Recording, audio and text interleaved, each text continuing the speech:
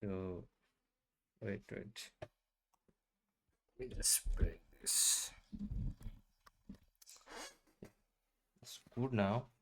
So today I'm starting the Psychology of Money book. I finished couple of books. So I have target of finishing three books this week, by the way. So let's see how it goes. And I finished a David Thousand new book, which was really great for me. I've learned a lot and lot from that book, especially.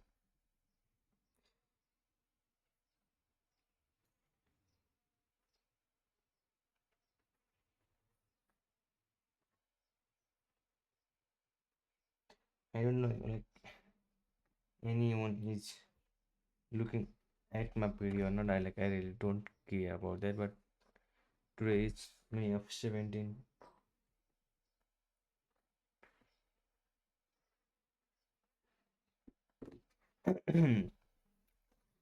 For my parents who teach me, great change, great chain who guides me, Miles and research who inspires me. So there's a lot and lot of content. There are overall 20 chapters in this book. So I think this book is around 250 pages. So I don't think so that I will finish these three books in this week because I thought this is a small book, but this is not a small book. But anyway, let me just get into really quick into this.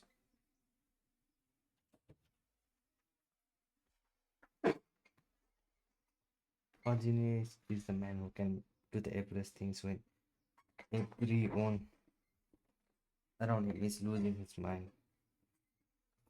The world is full of obvious things which nobody ever chance to observe.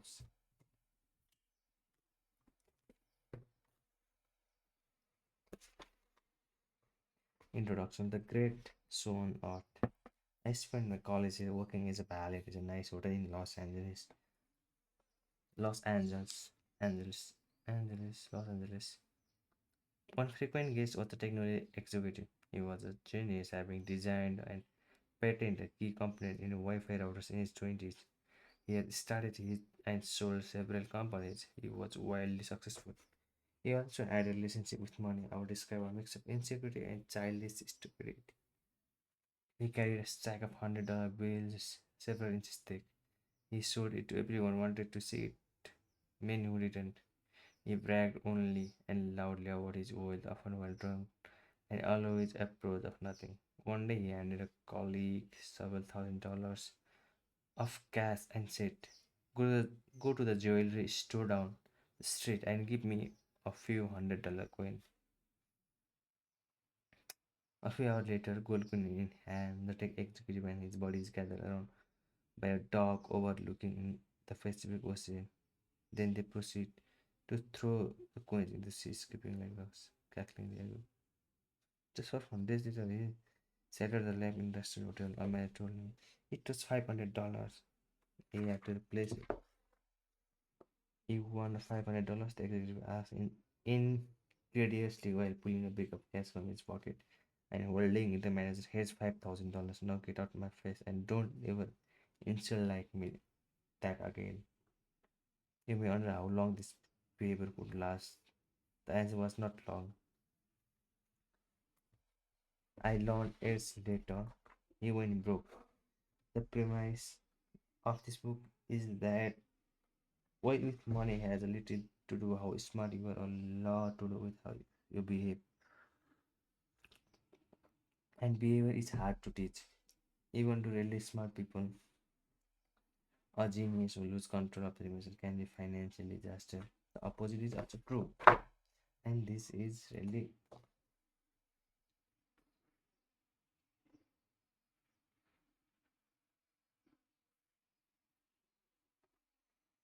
Ordinary folks with no financial education can be wealthy if you have handful of behavior, where's my pen? Behavior skills and what is exactly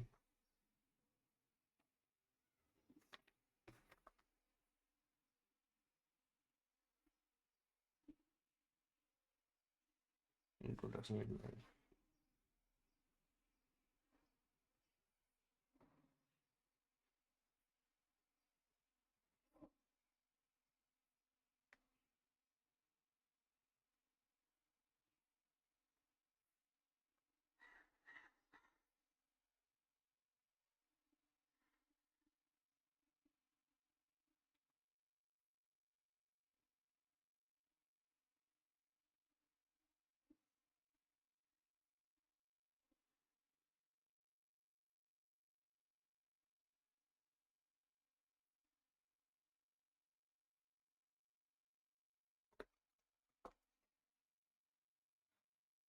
my favorite Wikipedia entry begins. Ronald James Reed was an American philanthropist, investor, janitor, and a gas station attendant. Ronald Reed was born in rural Vermont. He was the first person in his family to graduate high school and make all the more impressed by the fact he hitchhiked to its campus each day. For those who knew Ronald Reed, there wasn't much else worth maintaining. His life was a low creature as the come. Reed fixed the gas station for 25 years. Swift Fuller at J. Ship Penny for 17 years. He bought two-bedroom house for 12,000 at age of 38 and lived there for the rest of life. He was widowed at the age of 50 and never married. A friend recalled that his main hobby was chopping firewood. Reed died in 2014 at the age of 92, which meant he humbled ruler giant and made international headlines.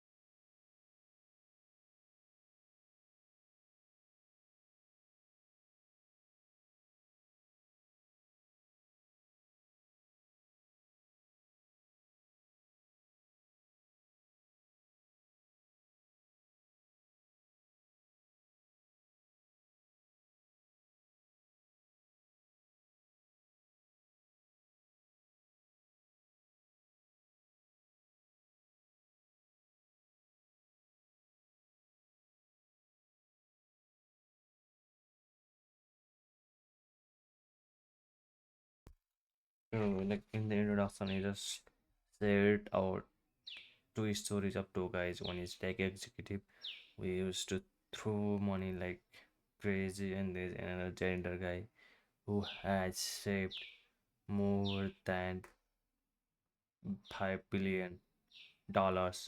So he gave $4 million to the charity and $2 million for his step kids, maybe step grandkids. So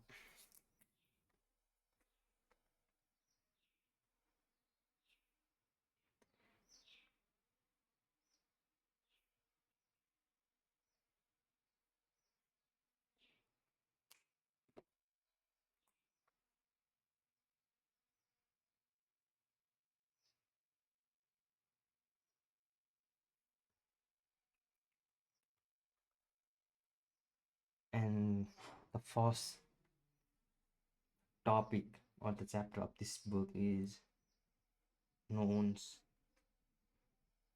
crazy. Let's see.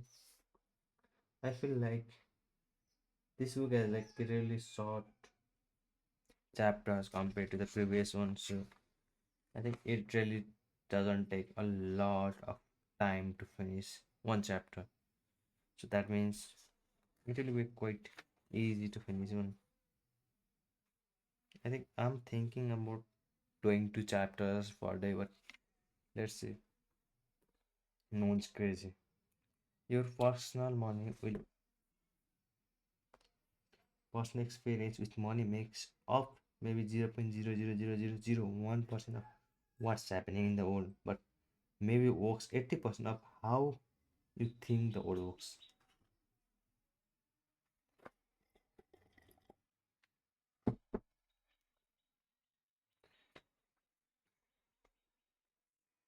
With that pencil. Let me tell you about a problem. It might it it might make you feel better about what to do with the money and less judgment about what other people do with it. People do some crazy things with money, but no one is crazy. Is thing people from different generations raised by different parents who earn different incomes and held different values in different parts of the world, born into different economics, experience different job markets with different incentives and different degree of law, learn very different lesson. Everyone has their own unique experience with how the world works, and what you have experienced is more compelling than what you have learned secondhand. So all of us, you, me, everyone, go through life and to set a view of how money works. That vary widely from person to person. What seems crazy to him makes sense to me. The person who grew up in poverty thinks about risks and reward in a child while the bankers cannot fathom it if tried. The person who grew up with inflation was high experience, something the person who grew up with stable prices never had to. The stockbroker who lost everything during the Great Depression experienced something the tech worker basked in the glory of the 1990s can't imagine. The Australian who hasn't seen a recession in 30 years has experienced something no America had ever. On and on. The list of experiences endless. You know the stuff about money that I don't, and vice versa. You go through life and different belief code forecast than I do. That's not because of us is smarter than other or has better information. It's because we have different lives shaped by different and equally persuasive experiences. Your personal experience with money make up maybe 0.0000001% of what's happening in the world, but maybe 80% of how you think the world looks. So equally, smart people can.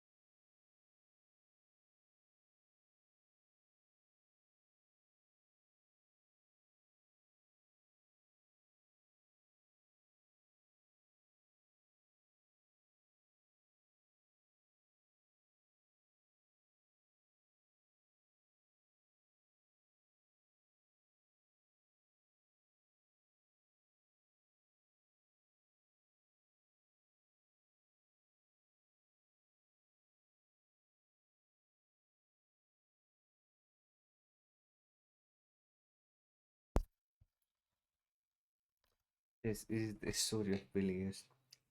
Bill Gates went to one of the only high school in the world that had a computer. The story of how Lakeside School, just outside Seattle, even got a computer is remarkable. Big Dog was an old-bird Navy pilot turned high school math and science teacher. He believed our book study wasn't enough without real-world experience. He also realized that we need to change something about computers. When he go to college, he called the late Microsoft co-founder Paul Allen. In 1968, the goal patent the lecture his school mother's cloud could proceed for his annual Ramesh sale over 3,000 to release a telepaid more 30 computers who group with the General Electric method term for computer time sharing. The whole idea of time sharing only got invented in 1965. Case later said, somebody was pretty forwarding. Most university graduates who didn't have a computer anywhere near advanced as Bill Gates had to in 8th grade. And he couldn't get enough of it. Gates was 13 years old in 1968 when he met his classmate Paul Allen. Allen was also active with his school's computer and through he did a lecture computer wasn't part of his general curriculum. It was in the paid study program. Bill and Paul Allen could away other things as a leader, letting the kids be done while at school later in the night. Okay. Then quickly became computing experts. During one of the late night sessions, Allen recalled Gates showing him a Fortune magazine saying, what do you think? It's like the Fortune companies. And I know I remember we have on computer someday. Gates in Microsoft is now worth more than $300. Little required. In 1968, there were up to 303 high school age people in the whole country. Even about 18 million live in the US. About 27,000 of them live in the Western States. But a little over thousand, no, a mil of them live in the Seattle area. Only 300 of them attended in Lakeside School. Started in 300. One in a million high school age students attend the high school that has combination of cash and forced to buy a computer. Bill Gates able to one of them. Gates is not shy about what they make. If there had been no lecture to no marks, so he told school graduate in 2005. Gates was still even more hard in the most seasoned computer executive Congress. He also had one in million hate by going to school class side. Now let me tell you about Gates, my friend Kate events. He experienced an equally powerful dose of luck. Close siblings, Bill Gates and Paul Allen have a solo name thanks to Microsoft success. But back at Lexi, they were a third member of gang of his high school computer producers. Gabe Evans and Bill Gates became best friends in Gates. Evans was by Gates' own account the best student in his class. That 2000 political amount. Gates second the service when I still no case for the voices. 55 785. Evans was a scale, it was scale with computer at Gates and Allen. Lakeside only struggled to manually put the school class schedule on magazine of complexity to get hundreds of students. The classes in sometimes they don't conflict with other courses. The school tax will and can children were individual to build a program to solve problem. It took like an Paul Allen Kent said Will's businessman and endless ambition. Kent always had a briefcase like a lover briefcase. Theatricals. We're always scheming about what we will do for success in the future. So they go CEO, we could have suit, we go journals, today go ambassadors, whatever what Bill and Kent knew they would do together. After Hemichu and his friendship with Kent, it trails of we would have kept working together. I'm sure we would have gone to college together. Kent have been founding part of Microsoft with Kerr and Allen's. But it never happened. Ken died in a mountaineering accident before he graduated high school. Every year there were thousand months in the United States. The was being all out of 1 million. Bill Gates experienced only 1 million up to ending up let's set get even experimental never get finished. But both the same magnitude working in opposite direction. Luck and risk are the postulate every outcome in life is guided by the force that an individual effort. They are so similar that you can't believe in one without equally expecting they both happen because the world is too complex to allow 10% of your action to reach 100% of your outcome. They are driven by something about one person in game with 7 billion other people in finite moving parts. The accidental impact of action outside of your control can be more consequential than the ones you consciously take, but both are hard to measure, hard to expect. They are often governed. For every belief, there is a gained even who's also skilled and driven by ourselves about it. If you give luck and risk prosperity, you realize that when dodging pure finances are so one another, it's never good or bad. It seems uh,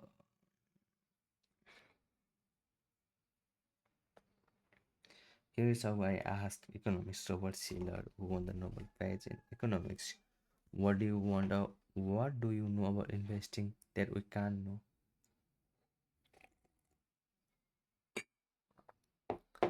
The exact role of luck in successful outcomes. He answered,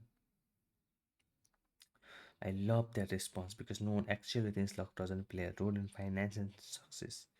But since it's hard to quantify luck and rude to suggest some people success is owed to it is the default stance often to imply ignore luck as factors and but if I say there are billions in the world by sheer chance, would you expect there will be independent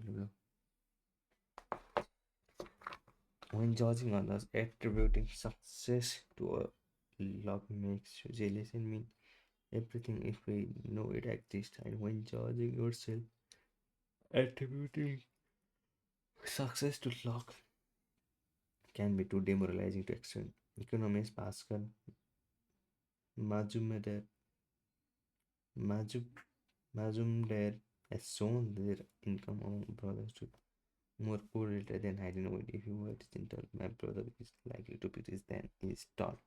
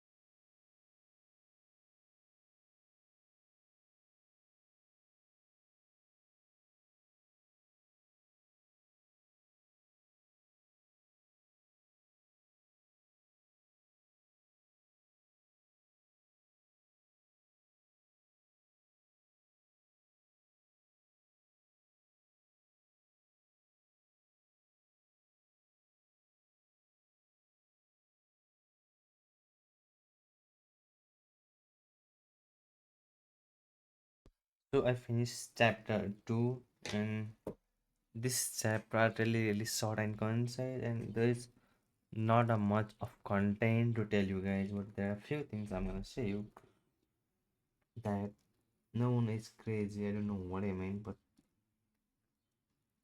just look it into it. But in the log and risk, it said that nothing is good or bad as it seems. There are conditions like how you got there, what are the way, and he said that like earning. Wait, I will tell you one thing. He said that about investing, that a poor investor even turn into millions won't come on the proofs. But if a wealthy investor did a decent, then he will come on proofs. So that means it depends. It depends about luck, what you do or how you do, and it's nothing to do with like this was confusing at first of all. But I'm just at separate two, so I can't really judge this one. So yeah, the lock and the risk are the two brothers. So if there is a lock, there is risk too. So I think the book will tell more and more in upcoming chapters about the psychology of the money. So for now, there is nothing much. We'll see you tomorrow. And this is psychology of money.